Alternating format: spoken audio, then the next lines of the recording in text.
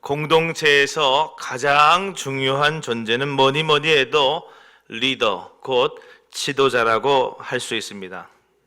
어떤 사람이 리더가 되느냐에 따라 공동체의 운명이 달라지기 때문입니다.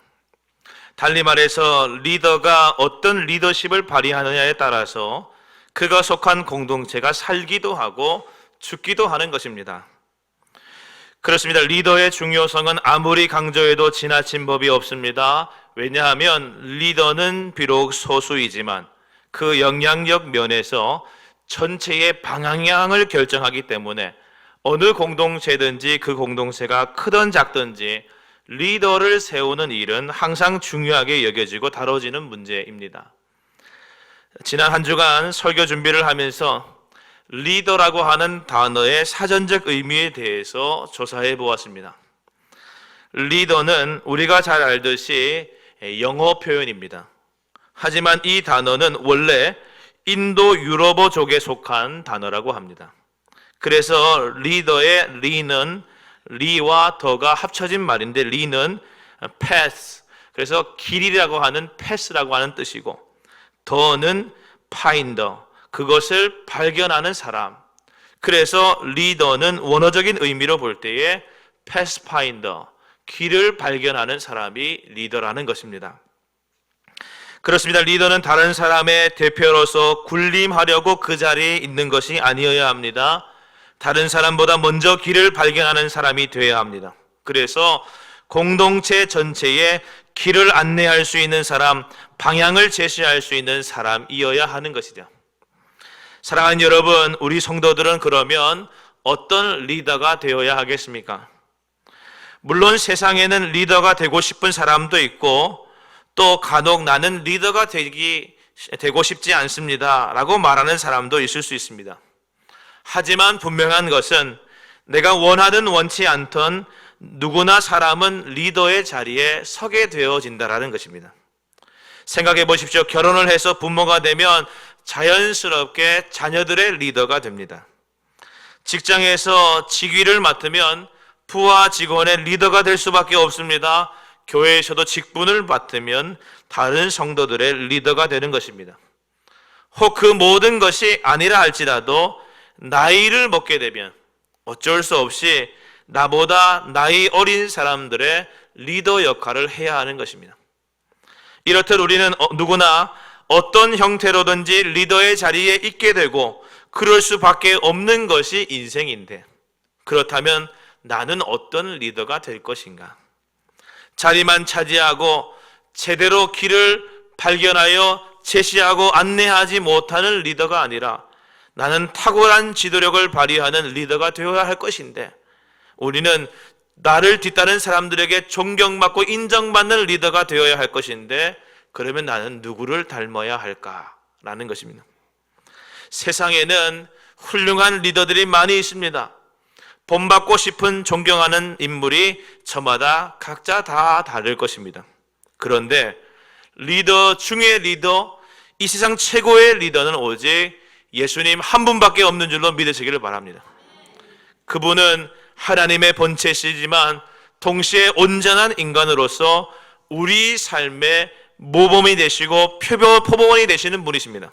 그래서 이 시간 함께 우리는 우리 주 예수님의 리더십에 대하여 생각해 보면서 내가 어떤 리더가 되어야 할까에 대해서 함께 상고해 보는 시간을 가지도록 하겠습니다. 첫 번째는 예수님의 리더십은 어떤 리더십인가? 완벽함 대신 잠재력을 보는 리더십이다 라는 것을 아셔야 합니다. 마태복음 10장에 보게 되면 예수님의 12제자의 명단이 나오는데, 거기 보면 예수께서 그의 12제자를 부르사 더러운 귀신을 쫓아내며 모든 병과 모든 약한 것을 고치는 권능을 주시니라. 12사도의 이름은 이러하니 베드로라 하는 시몬을 비롯하여 그의 형제 안드레와 세베대 아들 야고보와 그의 형제 요한, 빌립과 바돌로메 도마와 세리마테, 알페의 아들 야고보와 타데오, 가나나인 시몬 및 가룟 유다, 곧 예수를 판 자라. 이렇게 성경은 말합니다.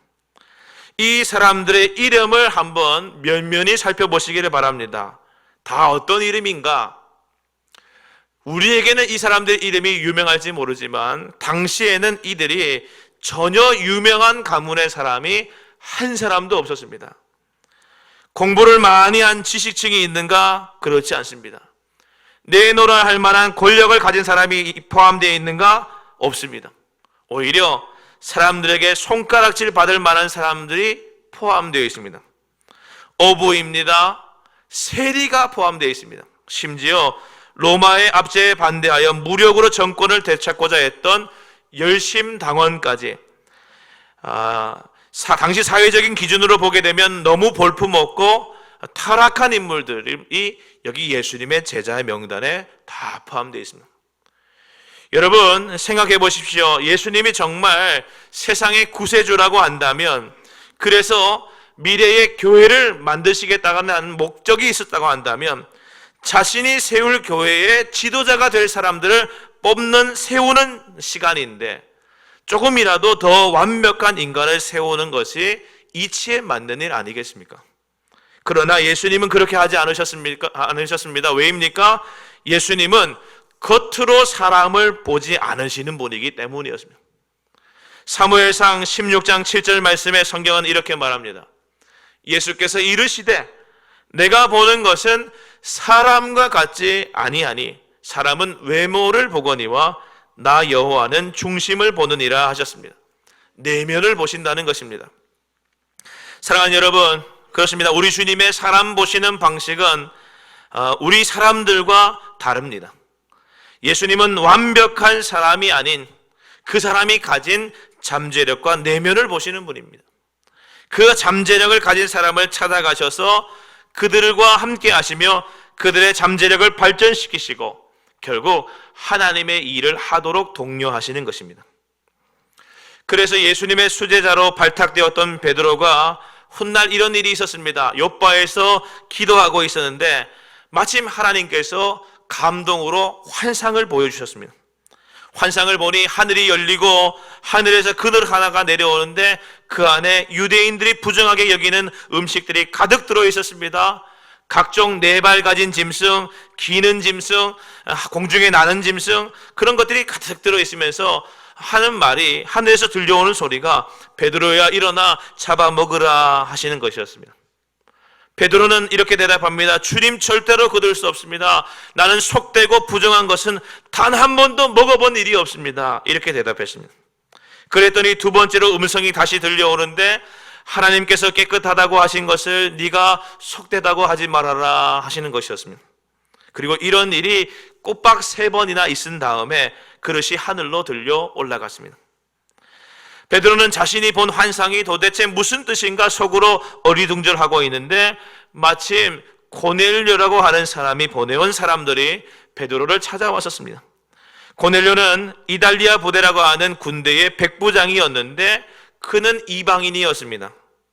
그런데 그가 베드로를 청하여 예수님의 말씀을 좀 듣고 싶다고 청하여서 자신의 집으로 좀 오라고 부탁한 것입니다. 그리고 가서 고넬료에게 베드로가 복음을 전하는데 성령이 그들 위에 임하는 것을 보게 되었습니다. 그때 베드로가 하는 말이 있습니다. 사도행전 10장 34절에서 35절에 보게 되면 베드로가 꼭 같이 이렇게 고백합니다. 베드로가 입을 열어 말하되 내가 참으로 하나님은 사람의 외모를 보지 아니하시고 각 나라 중 하나님을 경외하며 의를 행하는 사람은 다 받으시는 줄 깨달았도다. 아멘. 여러분, 베드로도 이제서야 확실히 안 것입니다. 우리 주님은 어떤 분이신가? 우리 하나님은 어떤 분이신가? 어떤 리더십을 가지신 분이셨는가? 사람을 외모로 보지 않으시고 우리의 내면 중심, 그 깊숙한 곳에 잠재력을 알아보시는 분이시다라는 것입니다. 사랑하는 여러분, 생각해 보십시오. 저와 여러분을 보아도 그렇습니다. 우리가 구원받을 만한 외적인 자격 조건을 가지고 있는 것이 있습니까? 우리에게 하나님의 특별한 사랑이 임할 만한 어떤 외부적인 특별한 조건이 있습니까? 생각해 보면 하나도 없습니다. 전혀 없습니다. 오히려 그런 것들을 카운팅하여 세본다고 하면 우리는 절대로 구원받지 못하고 하나님의 사랑을 입을 수가 없는 사람들입니다. 그런데 우리 주님은 우리의 외적이고 외부적인 모습에 마음 두지 않으셨습니다. 우리가 예수 믿고 난 다음에, 예수 영접하고 난 다음에 변화되어 그 이후에 어떠한 삶을 살 것인지 우리의 잠재력을 보시고 그것을 미리 아시고 우리를 택하여 불러주신 것입니다. 따라서 우리는 예수 그리스도를 닮아 사람을 외모로 판단하지 않는 리더가 되어야 합니다. 여러분, 사실 우리 앞에 있는 이 사람, 어떤 사람을 판단할 때 그가 이 이후에 어떻게 될는지는 아무도 모릅니다. 그런 이야기들이 많죠. 유명한 대기업을 이룬 분들인데 과거에 있었던 일화 가운데 그 사람의 진가를 알아보지 못하고 핀잔 주어서 돌려보낸 일들이 있었다. 그래서 훗날 그 사람이 이룬 위대한 성공을 보니 너무 부럽더라, 이런 이야기들이 있습니다. 물론 그러한 이야기로 여러 가지 경각심을 주면서 여러분에게 말씀드릴 수 있지만 저는 그런 이야기를 오늘 찾아오지 않았습니다. 왜냐? 이미 우리 주 예수님께서 나를 택해 주신 그 자체가, 우리 주님은 사람을 외모로 보지 않으시는 분이시다는 것을 깨닫게 되기 때문에 그렇습니다. 따라서 우리도 예수님과 같은 눈을 가져야 합니다. 특별히 나의 잠재력을 보시고 나의 예수 믿고 변화된 이후의 삶이 어떨지를 미리 아시고 나를 불러주신 주님, 그 주님 앞에 내 생명 다 바쳐 어떠한 삶으로 무엇으로 주님을 기쁘시게 해드릴까, 이러한 고민과 실천이 있는 저와 여러분이 될 수 있게 되기를 바라고, 이 주님의 눈을 가지고 사람들을 볼 수 있는, 많은 사람들에서 세워주는 리더십이 되는 저와 여러분이 다 되시기를 주님의 이름으로 간절히 축원합니다. 이어서 둘째로 예수님의 리더십은 어떤 리더십인가? 질문하는 리더십입니다. 예수님은 항상 질문하셨습니다. 예수님께서 갈릴리에서 복음을 선포하시면서 하나님 나라 운동을 시작하셨는데 그때 여러 바리새인들과 서기관들이 예수님께 찾아와서 논쟁과 시비를 걸어봤습니다. 끊임없이 도전을 받으시고 시험을 받으신 것인데 그때마다 우리 주님께서 어떻게 대응하셨는가 가만히 살펴보면 바리새인들과 서기관들의 왜곡된 견해에 영적인 어떤 도전을 줄 수 있는 질문들을 많이 하셨다는 것을 알게 됩니다. 갈릴리 가버나움에서 예수님이 중풍병자를 고치신 일이 있었습니다. 예수님께서 계신 곳에 사람들이 많이 몰려와서 가득 차 있었는데 네 사람이 친구 한 사람 중풍병자를 침상째 메워서 예수님께로 데려왔습니다. 예수님 곁에 사람들이 너무 많아서 예수님이 계신 곳까지 갈 수가 없어서 예수님이 계신 곳에 지붕을 뜯어서 구멍을 내고 중풍병자를 그 상째로 예수님 앞으로 달아내렸습니다. 그때 예수님께서 그들의 믿음을 보시고 그 중풍병자를 향하여서 말씀하시기를 작은 자야 내 죄사함을 받았느니라, 이렇게 말씀하셨습니다. 이렇게 말씀하시자 거기 앉아 있었던 율법학자인 서기관들이 속으로 생각했습니다. 저 예수라는 사람이 어찌하여 저런 말을 하는가? 하나님을 모독하는구나. 하나님 한 분밖에 누가 죄를 용서할 수 있는가? 속으로 생각했습니다. 그때 우리 주님께서 그 속 생각을 아시고 곧바로 말씀하시기를 어찌하여 너희는 마음속에 그런 생각을 품고 있느냐 하셨습니다. 중풍병자에게, 그리고 말씀하시기를 중풍병자에게 내 죄가 용서받았다라고 내가 말하는 것과 일어나서 내 자리를 걷어서 들고 걸어가라 라고 말하는 것과 가운데 어느 쪽이 더 말하기 쉽겠느냐 질문하셨습니다. 그리고 그 질문 뒤에 말씀하시길 그러나 인자가 땅에서 죄를 용서하는 권세를 가지고 있음을 너에게 알게 해주겠다라고 하시면서 중풍병자에게 말씀하시기를 일어나 내 상을 가지고 집으로 가라 하셨습니다. 그리고 그대로 되었습니다. 무슨 말입니까? 우리 주님께서는 그냥 일어나 내 상을 가지고 집으로 가라 하실 수 있으셨지만 그 앞서서 일어나 내 자리를 들고 걷어서 걸어가라 라고 하는 말씀과 함께 내 죄가 용서함 받았다라고 하는 말씀을 먼저 하심으로 말미암아, 또한 그것을 이미 말씀하시고 그것을 통하여 질문하심으로 말미암아 그 좋은 질문으로 하여금 그들의 생각을 다시금 변화시켜 주셨다는 것이죠. 한 번은 예루살렘에서 온 서기관들이 예수님께 와서 이렇게 비방한 적이 있습니다. 예수는 귀신의 왕 바알세붑을 힘입어 귀신을 쫓아낸다, 이렇게 말하는 것입니다. 그때에도 우리 주님 뭐라고 질문하셨습니까? 사탄이 어찌 사탄을 쫓아낼 수 있겠느냐? 만일 나라가 스스로 분쟁하면 그 나라가 설 수 있겠느냐? 만일 집이 스스로 분쟁하면 그 집이 설 수 있겠느냐? 사탄이 자기를 거슬러 일어나 서로 분쟁하면 그 나라는 설 수 없는 것이 아니냐, 이렇게 질문하셨습니다. 그러므로 예수님이 귀신의 왕 바알세불을 힘입어 그런 놀라운 기적과 역사를 일으키신 것이 아니다라고 하는 것을 질문을 통하여 다시금 말씀하신 것이죠. 이 외에도 참 많습니다. 큰 광풍이 불어와서 배 위에서 고군분투하던 제자들이 고물에서 베개 베고 주무시는 예수님을 깨우며 도와달라 했습니다. 그때 우리 주님께서 깨셔서 바람을 꾸짖으시고 잠잠하라 고요하라 말씀하신 다음에 제자들에게 질문하셨습니다. 말씀하시길 이렇게 말씀하십니다. 너희가 어찌하여 믿음이 없느냐, 이렇게 질문하셨습니다. 안식일에 예수님께서 병 고치시는 일은 하는가 아닌가 살펴보기 위하여 안식일에 병 고치는 일이 계명을 어기는 일이다, 안식일 계명을 어기는 일이다 생각하고 바리새인과 율법 교사가 열심히 살펴보고 있는 그때에 우리 주님은 일부러 사람들 앞에서 질문하셨습니다. 너희 중에 누가 안식일에 아들이나 소가 우물에 빠져 있으면 그 안식일이라고 안 건져내겠느냐, 끌어내지 않겠느냐, 이렇게 질문하시고 난 다음에서야 수종병 든 사람을 고쳐주셨습니다. 그렇습니다. 우리 주 예수님은 언제나 질문하시는 분이십니다. 오늘도 마찬가지입니다. 오늘 이 예배의 시간에도 우리 주님께서는 우리에게 찾아오셔서 내면에 질문해 주시는 것이죠. 너는 왜 믿음이 없느냐? 왜 너는 마음 문을 열고 나를 영접해 주지 않느냐? 왜 너는 나를 믿으면서도 여전히 너가 주인 되어 살고 있느냐? 너는 무엇이 그렇게 두려우냐? 너 왜 기도하지 않느냐?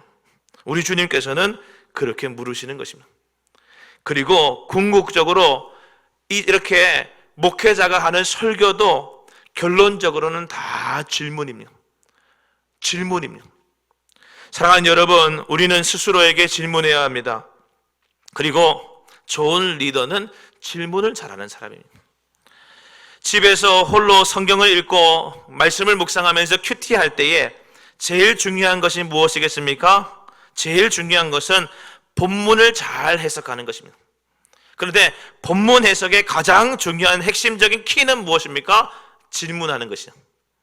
어떻게 본문을 가지고 질문하느냐에 따라서 다른 대답이 찾아오는 것입니다. 교회 공동체 리더도 마찬가지입니다.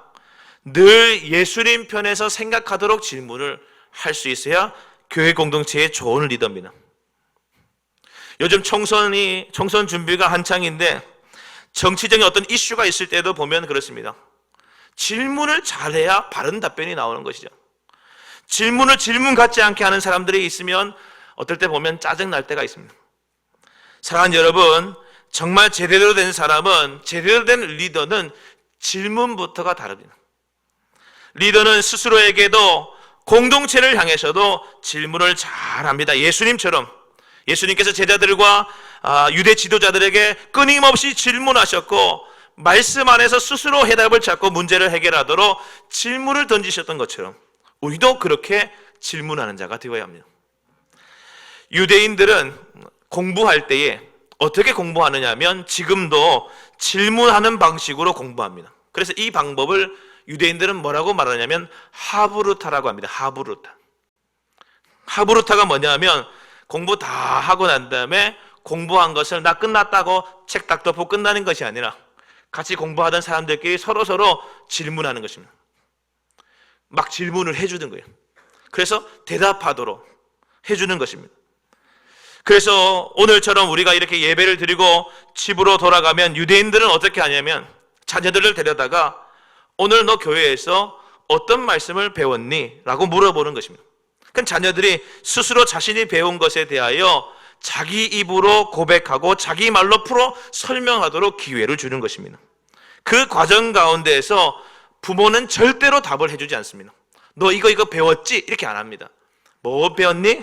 뭐 이거 배워서 얘기하면 그러면 그래서 그걸 가지고 너는 어떻게 적용했니? 또 더 배운 것은 없니? 계속해서 생각하게 하는 것이죠. 질문을 계속 던져주는 것입니다. 그 과정 가운데 자녀가 스스로 말씀 안에서 자기 안에 새겨지는 은혜를 누리도록 도와주는 것입니다. 사랑하는 여러분, 저는 우리네 교회의 모든 성도들의 가정 가운데도 이러한 일들이 일어났으면 좋겠습니다. 우리 목장에서도 목장 모임이 이런 식으로 되면 참 좋겠습니다. 누군가 한 사람이 내가 정답을 알고 나는 정답을 안다라는 식으로 자랑하듯이 모든 말을 하는 것이 아니라 늘 우리는 서로에게 질문해주는, 그래서 서로가 질문할 때 자기 스스로 그 질문에 해답을 찾고 스스로 세워짐을 누리도록 스스로 자라나는 그런 목장 모임이 되게 한다면 너무 좋겠습니다. 사랑하는 여러분, 내가 가르쳐주고 내가 말해주면 하나님이 하실 일이 없습니다. 그런데 나는 질문만 하고 하나님께서 그 마음속에 찾아가셔서 스스로 대답을 얻게 하실 때에 우리 주님은 그 일들을 통하여 사람들을 세워가시는 것입니다. 따라서 좋은 리더는 예수님을 닮아서 질문을 잘한다라는 것을 꼭 기억하시기를 바랍니다. 세 번째로 예수님은 사랑과 용서의 리더십이셨습니다. 가룟 유다라고 하는 제자가 있습니다. 가룟 유다는 예수님을 은 30에 팔아넘겼던 사람입니다. 그런데 여러분 생각해 보십시오. 예수님이 가룟 유다가 자신을 팔 거라는 것을 모르셨겠습니까? 예수님은 하나님의 아들이시니 다 아셨을 것입니다. 이미 그렇게 그 사람이 할 거라는 것을 충분히 알고 계셨을 것입니다. 그럼에도 불구하고 예수님은 최후의 만찬 자리에서 다른 제자들의 발을 다 씻기신 다음에 가룟 유다 앞에 와서는 얘야, 너는 오늘 발 씻지 말아라, 이렇게 하고 넘어가지 않으셨습니다. 가룟 유다의 발도 똑같이 씻어주셨습니다. 그리고 성만찬을 나눠주시면서 떡을 떼게 하시고 잔을 떼게 하실 때에도 다른 사람들에게 음식을 주시면서 가룟 유다에게만 가서 너는 오늘 배부르지? 안 먹어도 되겠지? 주고 안 주고 넘어가지 않으셨다라는 것이죠. 다 똑같이 주셨습니다. 가룟 유다의 악한 계획을 아시고 그 계획을 품고 계심을 우리 주님은 아셨음에도 불구하고, 이미 그 속에 사탄이 들어가셨음을 알고 계셨음에도 불구하고 예수님은 여전히 그를 돌보고 계시는 것입니다. 왜 그렇게 하시는 것입니까? 예수님은 사랑과 용서의 하나님이시기 때문에 그렇습니다. 여러분, 우리 주님은 가룟 유다와 꼭 같은 저와 여러분도 이렇게 사랑하십니다. 여러분, 우리가 저 가룟 유다와 다른 것이 무엇입니까? 다른 것이 전혀 없습니다. 우리가 나는 예수님, 목사님, 나는 예수님을 팔지 않았습니다. 가룟 유다 같이 나는 은 30에 예수님을 판 사람이 아닙니다 라고 말할 수 있을지 모르지만 전혀 그렇지 않습니다. 우리가 꼭 같은 사람들입니다. 죄인 중에 괴수가 우리입니다. 에베소서 2장 3절 말씀에 그래서 성경은 우리를 가리켜서 너희는 본질상 진노의 자녀였다 말합니다. 허물과 죄로 죽었던 너희다. 이 세상 풍조를 따르지 아니하고 공중권세를 잡은 자를 따르는 사람들이다. 육체의 욕심을 따라 살며 육체와 마음이 원하는 것을 내 마음대로 하고 살았던 너희다. 육체로는 이방인이요 그리스도 밖에 있었고 약속의 언약들에 대해서도 외인이고 세상에 소망 없고 하나님도 모르는 사람들이 너희다. 이렇게 성경은 말합니다. 그런 가룟 유다 같은 우리에게 우리 주님은 그럼에도 불구하고 사랑을 더하여 주셨습니다. 우리를 위하여 십자가 지신 것입니다. 그래서 로마서 5장 6절 말씀에 우리가 아직 연약할 때에 기약대로 그리스도께서 경건하지 않은 자를 위하여 죽으셨도다. 8절 말씀에 우리가 아직 죄인 되었을 때에 그리스도께서 우리를 위하여 죽으심으로 하나님께서 우리에 대한 자기의 사랑을 확증하셨느니라. 이어지는 10절 말씀에 또 보게 되면 곧 우리가 원수 되었을 때에 그의 아들의 죽으심으로 말미암아 하나님과 화목하게 되었은즉 화목하게 된 자로서는 더욱 그의 살아나심으로 말미암아 구원을 받을 것이니라. 세 번이나 강조하여서 우리는 연약하고 우리는 죄인 되고 우리는 원수일 그때에 우리 주님께서 가룟 유다와 같은 우리를 사랑하시고 용서하셨다. 성경은 말합니다. 요한복음 3장 16절에도 하나님이 세상을 이처럼 사랑하사 독생자를 주셨으니 이는 그를 믿는 자마다 멸망하지 않고 영생을 얻게 하려 하심이라 하셨습니다. 사랑하는 여러분, 가룟 유다와 꼭 같고 우리와 꼭 같은 사람이 한 사람 더 있습니다. 베드로라고 하는 인물입니다. 베드로는 예수님을 배반했습니다. 예수님을 가룟 유다처럼 부인했습니다. 예수님을 가룟 유다처럼 저주했던 사람도 베드로입니다. 수제자였던 베드로가 예수님으로부터 누구보다 각별한 사랑을 받았던 베드로가 차마 그럴 줄은 몰랐습니다. 그런데 우리 주님은 이 모든 것을 아셨습니다. 그리고 그 일이 일어나기 전에 이렇게 말씀하셨죠. 시몬아 시몬아, 보라, 사탄이 너희를 밀가부르듯 하려고 요구하였으나 그러나 내가 너를 위하여 내 믿음이 떨어지지 않기를 기도하였노니 너는 돌이킨 후에 내 형제를 굳게 하라 하였습니다. 베드로는 주님을 부인하고 저주하고 배반하고 그 이후에 닭이 3번 울 때에 이 주님의 말씀이 생각나서 그렇게 심히 통곡하며 회개하였던 것입니다. 사랑하는 여러분, 예수님의 리더십은 그럼에도 불구하고 사랑하심, 그럼에도 불구하고 용서하심, 그럼에도 불구하고 자비로 우리를 안아주심의 리더십입니다. 그렇기 때문에 우리는 그 사랑에 의하여, 그 용서하심에 의하여 주님 앞으로 돌아올 수가 있는 것입니다. 탕자를 기다리시는 아버지의 심정이 이와 같은 것입니다. 사랑하는 여러분, 이 주님의 리더십을 닮으시는 저와 여러분 다 되시기를 주님의 이름으로 간절히 축원합니다.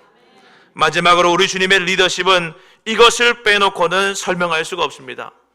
다른 것도 다 중요하지만 이것을 잊으면 안 됩니다. 우리 주님은 대접받으려 하지 않고 오히려 섬기는 리더십이셨습니다.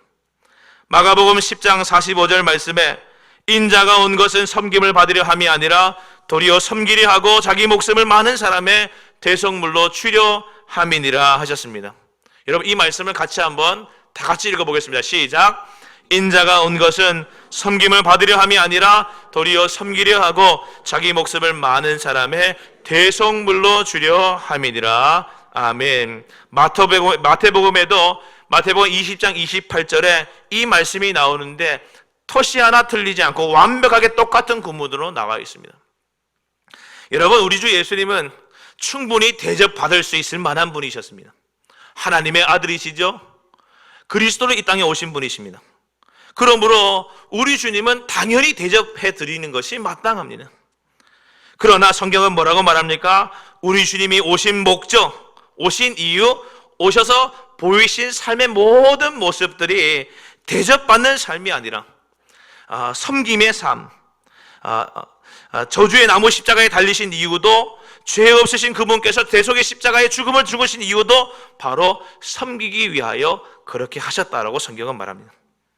따라서 여러분, 우리는 리더십을 어디서 배워야 하는가? 예수님에게서 꼭 배워야 되는데 이 모습을 배워야 하며, 리더는 고개를 빳빳하게 세우는 것이 아니라 고개를 숙이고 예수님처럼 낮아져서 다른 일을 섬기는 자가 되어지면 가장 강력하고 복된, 가장 영향력 있고 멋진 예수님을 닮은 리더가 될 수가 있습니다. 야고보서 4장 6절 말씀에 그러나 더욱 큰 은혜를 주시나니 그러므로 일렀으되 하나님이 교만한 자를 물리치시고 겸손한 자에게 은혜를 주신다 하였습니다. 사랑하는 여러분, 섬김은 겸손에서부터 나옵니다. 스스로 자신을 낮추는 겸손이 바로 섬김의 제1의 길입니다.